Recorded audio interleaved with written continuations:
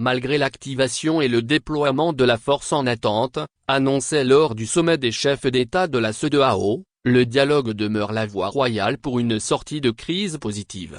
La crise nigérienne nous remémore l'importance de cerner la personnalité des différentes parties prenantes impliquées dans celle-ci. Face à des militaires ayant temporairement pris le pouvoir, je crains qu'une joute oratoire soit nécessaire. Adopter un schéma de tactique permettrait à chacun d'occuper une place claire et appropriée à la situation individuelle et collective. Comme dans une équipe de football, il y a des attaquants, des milieux de terrain et des défenseurs. Aucun prix isolément ne peut gagner un match, car c'est bien la conjugaison des trois qui le permet. Il convient donc de ne point s'offusquer de l'action entreprise par l'un des acteurs, car au final, tous tendent vers un objectif commun.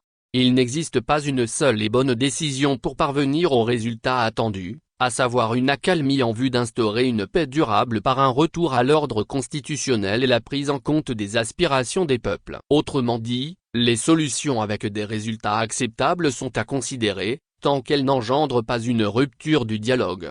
Le déclenchement d'une guerre serait une défaite collective et implanterait une instabilité nationale, régionale et peut-être continentale. Un examen approfondi et affranchi de toute autre pesanteur ferait pencher inéluctablement la balance vers les inconvénients durables que des avantages incertains. La médiation est à encourager, tout comme les acteurs qui œuvrent dans ce sens. Recourir au dialogue requiert un certain leadership et une discipline qui sert au final le collectif, au regard des résultats attendus. Il est donc indispensable de développer une vision pour mener à bien les négociations et trouver un consensus gagnant, quand bien même la situation demeure difficile. Aider ceux qui agissent pour la médiation, par plusieurs manières, c'est en même temps aider ceux qui ne veulent pas de la guerre comme première option. Que nos paroles désarment les cœurs et les bras afin que triomphent les solutions négociationnelles, dans notre intérêt collectif. Kag Sanoussi, président de l'Institut international de gestion des conflits, IIC, expert en intelligence négociationnelle et auteur de l'ouvrage Agama, l'art de gouverner.